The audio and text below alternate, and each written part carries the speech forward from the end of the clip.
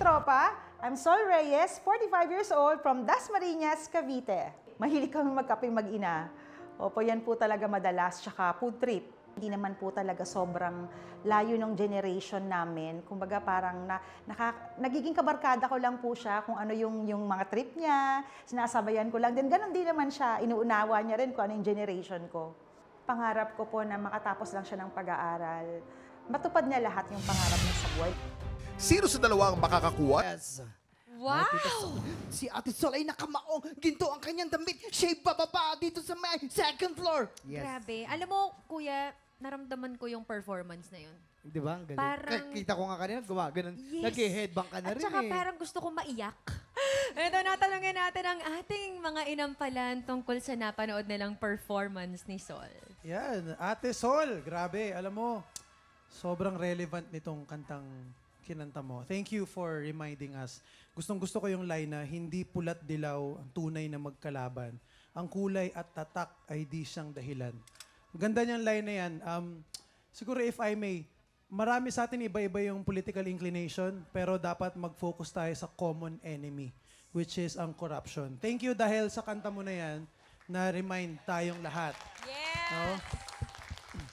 Okay, punta naman tayo sa performance nyo, ate. Okay, gusto ko yung angst, yung gigil nandun. Siguro lang, meron pa ring technique na pwedeng gamitin na hindi na-compromise yung hangin. Maraming pagkakataon po kasi na humihina or nafa-flat.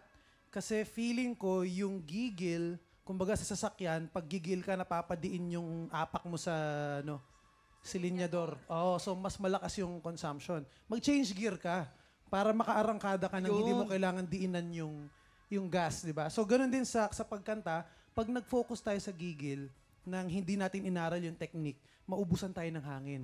Yun lang. But then again, thank you dahil nabuhayan kami ng dugo sa mensahe ng kantang kinanta mo.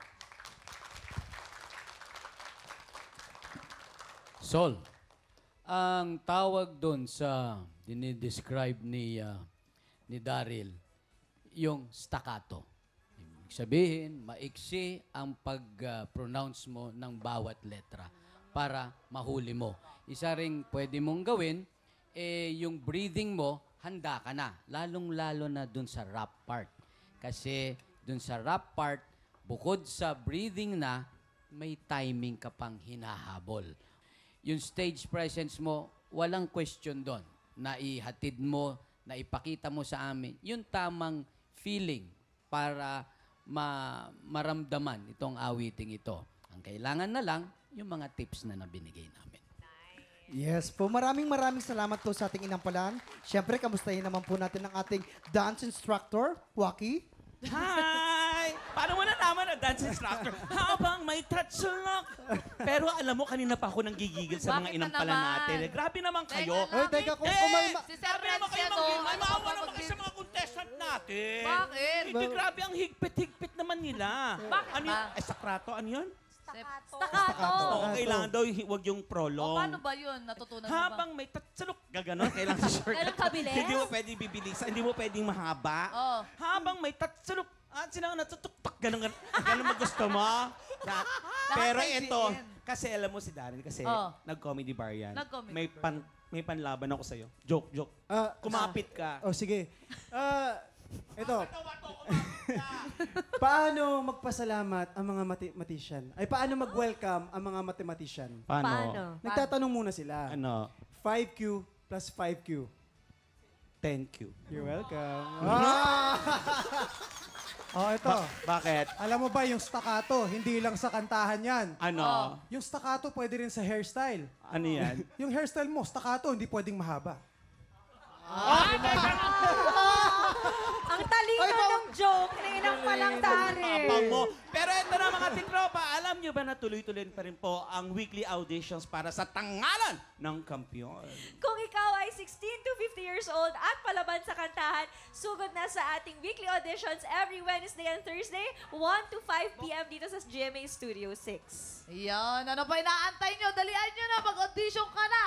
Tiktropa, kayang-kaya mo yan. Let's go. Up next, Paano? Up next!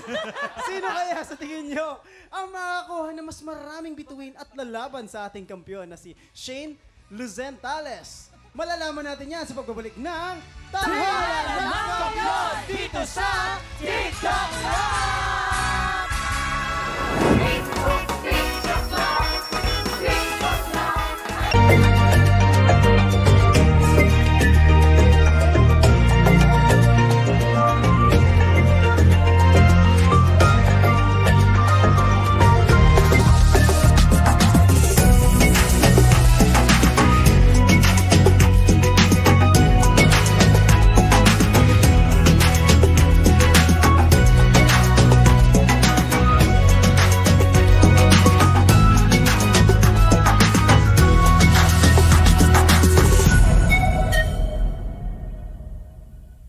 Tiktropa, pinanood mo hanggang sa dulo itong video na ito? Abay, very good ka! For more happy time, watch more TikTok Lock videos on our official social media pages and subscribe to GMA Network official YouTube channel.